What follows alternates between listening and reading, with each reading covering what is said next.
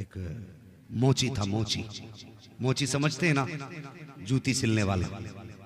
मैंने कहा था इश्क तो किसी के भी दिल में उतर सकता है। मोची था तो उसे बड़ा इश्क था हुजूर से।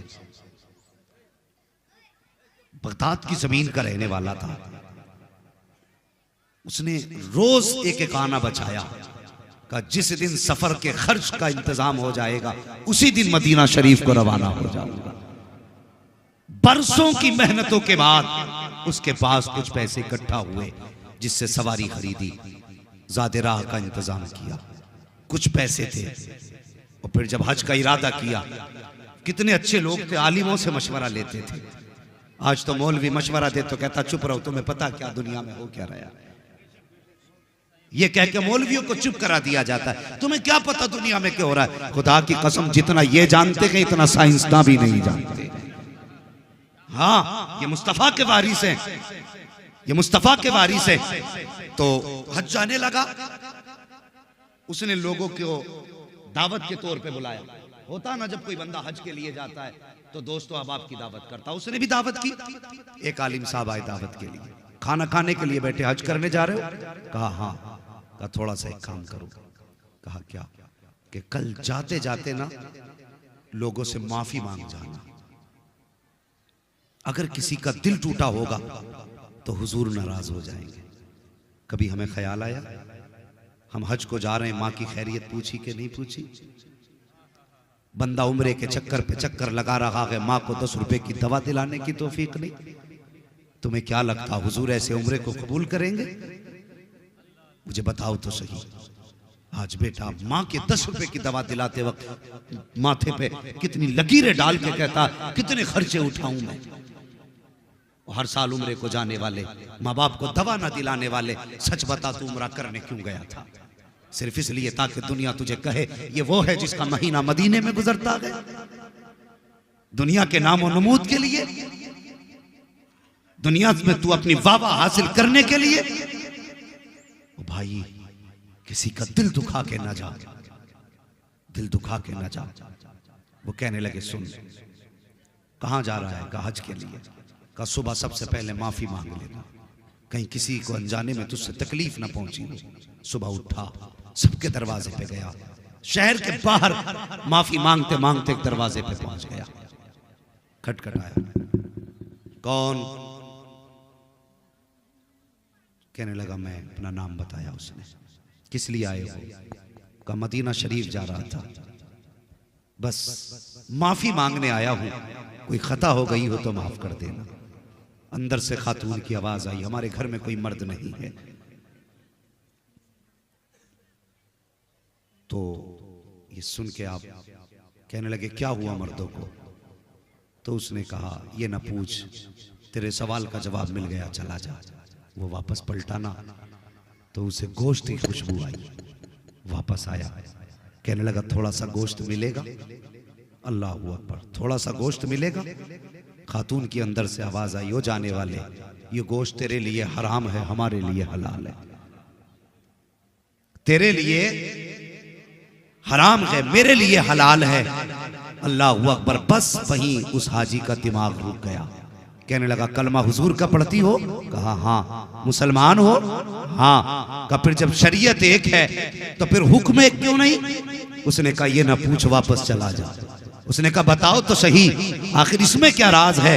खातून कहने लगी सुन, ये जो गोश्त बन रहा है ना, ये मुर्दा जानवर का गोश्त है और शरीयत में किसी को बिला उज़्र के मुर्दार को खाना हराम है, लेकिन अगर जान पे बनाई हो तो फिर मुर्दार खाने की शरीयत इजाजत देती है। इतना खाने की इजाजत है जिससे जान बच जाए। वो आने वाले मुसाफिर, मेरी घर के अंदर बेटियां जवान है, घर में कोई कमाने वाला मर्द नहीं है, कई दिन का फाका हो गया। बेटियों की जब हालत ऐसी हुई, मुझे लगा कि इंतकाल कर जाएंगी, तो मैं घर से बाहर रिस्क की तलाश में निकली। हाथ फैलाने की हिम्मत न हुई। अल्लाह अकबर, का जब कुछ हिम्मत ना हुई, मैंने एक जानवर मरा हुआ देखा, उसका गोश्त लेकर के आ गई ताकि खिला करके बच्चियों की जान बचा सकूं। अल्लाह अकबर, इतना सुना है उस आने वाले ने, इतना सुना, आंख में आंसू आ गए। अल्लाह अकबर, जब वापस जाने लगा अंदर से खातून की आवाज आई का जब मदीने पहुंचे तो हमारे नाना से जाके सलाम कह देना। जब लफ्ज़ नाना सुना है पैर रुक गए जाने वाले के, उसने इरादा तर्क किया जाने का, अपने घर आया, आंख में आंसू भरे, जितना ज्यादा राह था सारा बेच दिया, जो सवारी थी वो भी बेच दी, सारा पैसा लेकर के सुबह की सैयदों की चौखट पे आया और आने के बाद दस्तक दी, दरवाजा खुला, चुपके से हाथ बढ़ाया, कहता सैयदा ये तोहफा कबूल कर लो। का ये क्या है? का जो हज को जा रहा था वो पैसा लेकर के आ गया हूँ। सैयदा ने कहा था क्या हज को नहीं जाएगा? उसने रो के कहा था सैयदा अगर आपको रोता हुआ छोड़ करके मुस्तफा के मदीने गया और जाके सलाम कर दिया और आका ने ये कह दिया कि मेरी बेटी को रोता हुआ छोड़ के आया है, मुझे तेरे सलाम की जरूरत लगी है, तो फिर मुंह कहाँ लेके जाऊंगा? का जिंदगी रहेगी तो हाजिरी फिर हो जाएगी। तोहफा कबूल कर ले, अगर तोहफा कबूल हो गया है तो दुनिया भी कामयाब हो जाएगी, आखिरत भी कामयाब हो जाएगी। अल्लाह अकबर। और किसी का दिल दुखा के न जा, किसी को सता के न जा, किसी को तड़पा के न जा, तौफीक दे तो अपनी माफी मांग के जा। अल्लाह अकबर, ये कह के वापस आ गया। जब घर आया बीवी कहने लगी सरताज तुमने सितम कर दिया। कहा क्यों? कहा वहां तो नसीब से लोग जाया करते हैं और तुमने जाते जाते जानबूझ के सफर खत्म किया। पूरी कहानी बीवी को बताती, लेकिन गांव वालों को क्या बताता, मोहल्ले वालों को क्या बताता? राज था मुस्तफा की बेटी का, किससे खोलता, किसे बताता कि मैंने हुजूर की बेटी को अपना पैसा दे दिया? हिम्मत ने जवाब दे दिया, चुप हो के बैठ गया। बच्चे घर से निकलते लोग कहते तेरा बाप बड़ा कमीना है, वहां जाने के लिए लोग तरसते, इसने जाते जाते अपना सफर खत्म कर दिया। मोहल्ले में लोग ताने देने लगे, इसने मारे गैरत के दरवाजा बंद कर लिया। हाँ, जब तक लोग हज करके वापस आते इसने दरवाजा ही नहीं खोला। उसी साल हज करने के लिए ख्वाजा कुतुबुद्दीन बख्तियार काकी रहमतुल्लाह तआला अलैह गए हुए थे। हाँ, जब आने की रात आई ना वापसी की, तो जो आपके साथी थे कहने लगे हजरत चलें शॉपिंग कर लें, कुछ सामान खरीद लें यादगार के तौर पे। आप कहने लगे जाओ तुम्हें सामान खरीदना है खरीद लो। हाँ, बख्तियार का अपना मानना यह है ये आज आखिरी रात है, काबे के सहन में बैठ के गुजारूंगा, खुदा जाने दोबारा ये हरम देखना नसीब हो के ना हो। ये कह के हरम शरीफ में इबादत के लिए बैठ गए। रात के दोपहर 2 हिस्से गुजर गए। आप फरमाते हैं कि आसमान से 2 फरिश्ते उतरे और आपस में बातें करने लगे। का इस साल कितने हज करने लोग आए हैं? एक कहने लगा 2 लाख लोग आए हैं। अल्लाह ने कितनों का हज कबूल किया? तो एक फरिश्ता कहने लगा इस बार अल्लाह ने सबका हज कबूल फरमा लिया है। अल्लाह अकबर। दूसरे ने कहा आखिर इस बार अल्लाह ने सबका हज कबूल कैसे कर लिया? तो वो कहने लगा कि एक ऐसा भी हाजी है जो हज करने नहीं आया, लेकिन अल्लाह ने उसकी बरकत से 2 लाख लोगों का हज कबूल फरमा लिया है। ख्वाजा कुतुबुद्दीन बख्तियार काकी कहते मेरे दिल में हसरत जाग गई। ऐसा कौन है जो चल के मदीने तक ना आया, जिसने हरम का तवाफ भी ना किया, और उसके आए बगैर उसकी बरकत से अल्लाह ने 2 लोगों का हज कबूल कर लिया। उठे फरिश्तों के पास गए, उसका पता बताओ कि कहाँ रहता है? फरिश्तों ने बताया बगदाद की जाकर के शहर के करीब फला बस्ती में रहता है। अल्लाह अकबर। लोग कहने लगे चलें घर। आप फरमाने लगे घर बाद में जाऊंगा, रब के महबूब बंदे की जियारत पहले करके आऊंगा। आपने सफर किया और उस बस्ती में पहुंचे जहां का हवाला फरिश्तों ने दिया था। आपने जाके नाम बताया, इस नाम का इस नाम का कोई शख्स आपकी बस्ती में है। लोगों ने कहा क्या करोगे? कहा मुझे उससे मिलना है। कहा आप उससे मिलोगे? उससे बड़ा बदबख्त तो कोई हो ही नहीं सकता। इतना सुना आपकी आंख में आंसू आ गए। फरमाने लगे लोगों तुम नहीं जानते उसके बारे में जितना मैं जानता हूं, उसे गाली ना दो। कहा हजरत जी बात गाली की नहीं, ये वो बदबख्त है जो मंजूरी के बावजूद ना गया, उसे गाली न दे तो क्या कहे। फरमाती तुम क्या समझते हो, मुझे उसके घर का पता बताओ। ख्वाजा कुतुबुद्दीन बख्तियार काकी उसके घर का पता पूछ के दरवाजे पे गए। दरवाजा बजाया, अंदर से आवाज आई, कौन? कहा दरवाजा खोलो, तुमसे मिलने आया हूँ।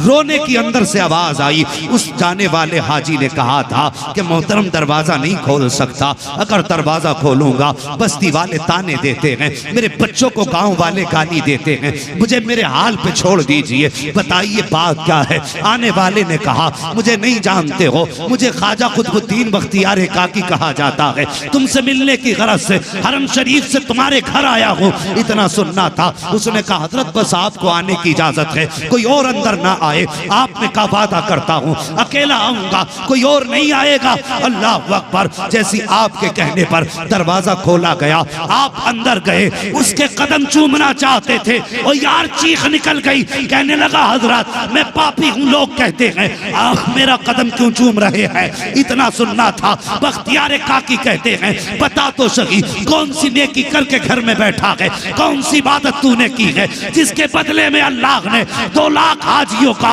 हज कबूल फरमा लिया है, इतना सुनना था। चीख निकल जाती है, रो के कहता हजरत जी ये बात दोबारा मत कह देना, अभी तो गांव वाले गाली दे रहे हैं, फिर घर में आके मारेंगे, ये कैसी बात आपने कर दी है। आप फरमाते हैं सुन, मैंने अपने कानों से सुना है, खुदा ने तेरी बरकत से 2 लाख हाजियों का हज कबूल फरमा लिया है, ना सुनना था। रो के कहता हजरत वापस चले जाएं, मेरी बस्ती में किसी को ये बात ना बताना कि अल्लाह ने मेरे इस अमल के बदले में, मेरे इस नेकी के बदले में, मेरे हज के बदले में 2 लाख हाजियों का हज कबूल किया है। उसने कसम देकर के वापस किया, मगर ख्याल था या अल्लाह ये क्या हो गया, मैं तो हज को भी नहीं गया, मेरे बदले में, मेरे सदक़े में 2 लाख हाजियों का हज कैसे कबूल हो सकता है।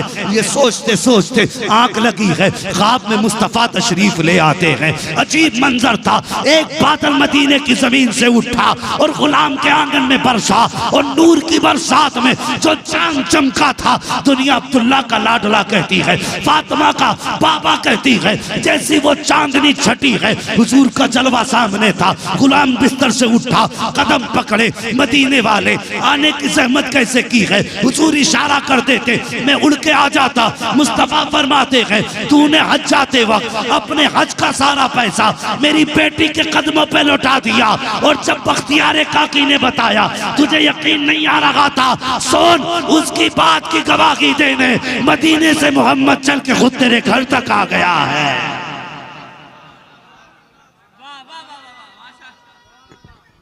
अल्लाहु अकबर, या रसूल अल्लाह, जिंदाबाद जिंदाबाद, या रसूल या रसूल, ताजु शरिया ताजु शरिया ताजु शरिया ताजु शरिया शरिया ताजु शरिया ताजु शरिया ताजु शरिया, या इश्क तेरे सदके जलने से छुटे सस्ते, जो आग बुझा देगी वो आग लगा। क्या कहने, माशाअल्लाह।